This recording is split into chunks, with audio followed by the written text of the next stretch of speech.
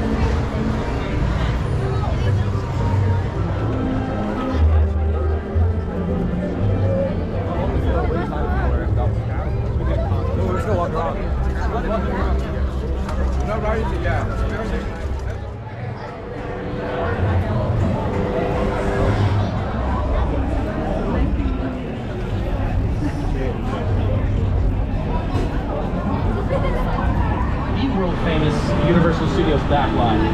Lots to get to. Chance anytime you come here in the tour that you'll be able to see it, but you can catch a good glimpse of it, at least the tail end of it right there. Television had no business competing with the motion pictures, except for Universal. We were the only major movie studio that allowed television production in those early days. We embraced vision, had no business competing with the motion pictures, except for Universal. We were the only major movie studio that allowed television production in those early days. We embraced it. The Beatles docu-series on Disney Plus. Folks, this man has gone there and back again, not only for us fans of J.R.R. Tolkien, but for fans of the greatest band of all time, which, for my money, is indeed the Beatles. I am talking about Sir Peter Jackson. It's the original King Kong that the title of the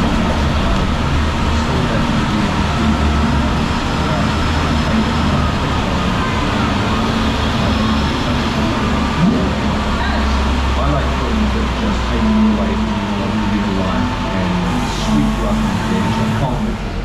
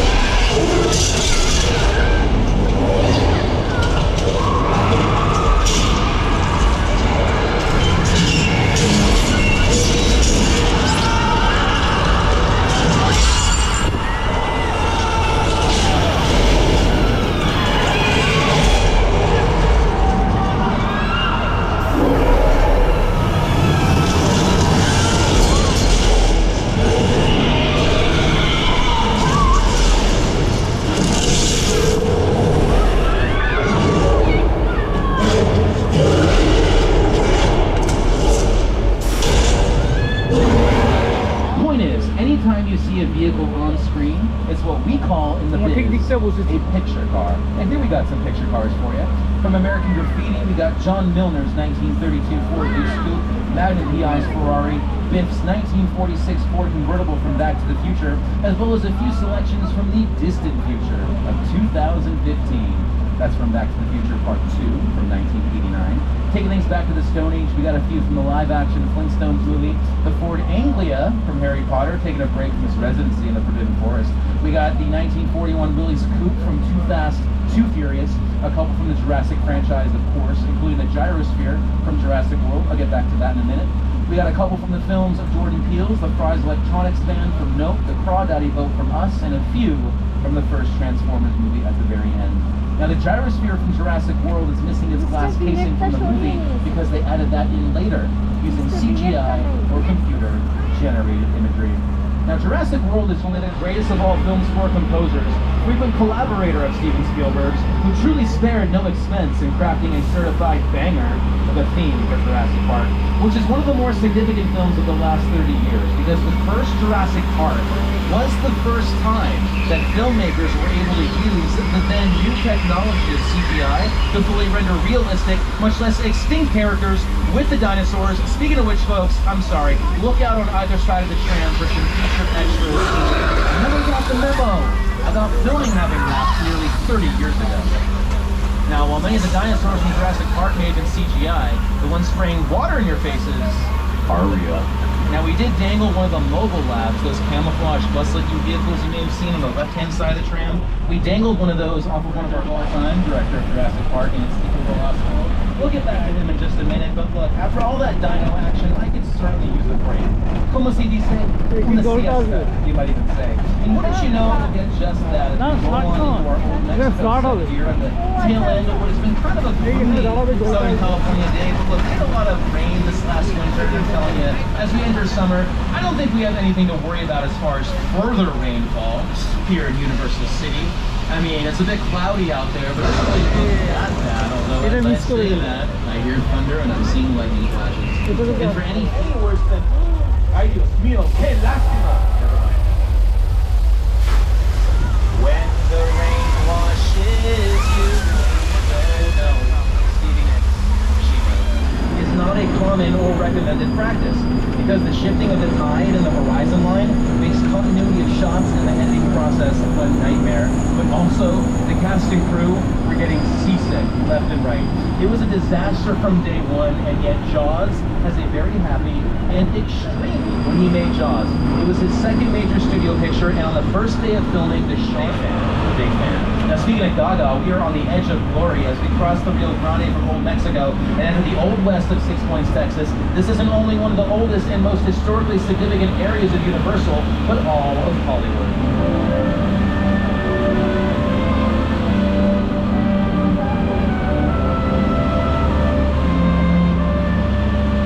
It is here that such classic stars as John Wayne, Jimmy Stewart, Clint Eastwood, Kirk Douglas, or 2 years later. Don't worry if you've never heard of that one, it's pretty obscure.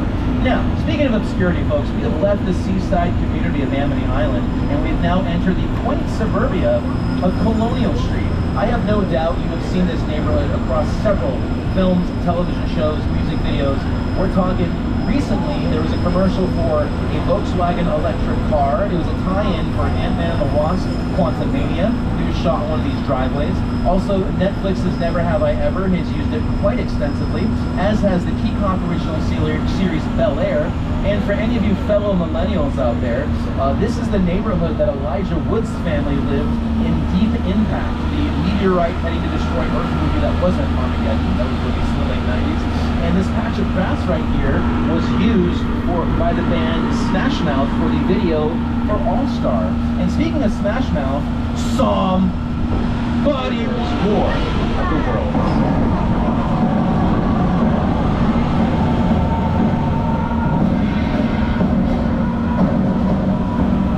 Now, in case you're wondering, yes, that is actually a real Boeing 747 airplane on your left, which used to fly thousands of feet above us in the skies before it was decommissioned and bought by the production for $60,000. But get this, it took a week as well as an additional...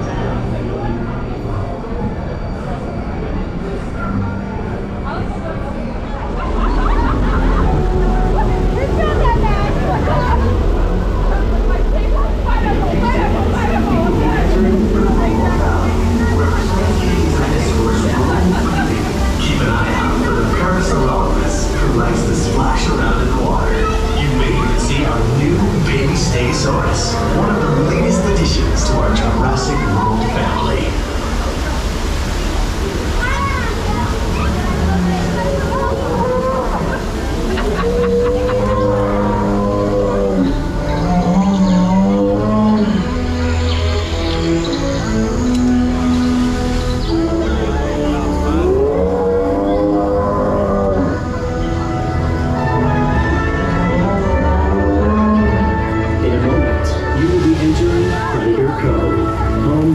Jurassic World's most powerful creatures.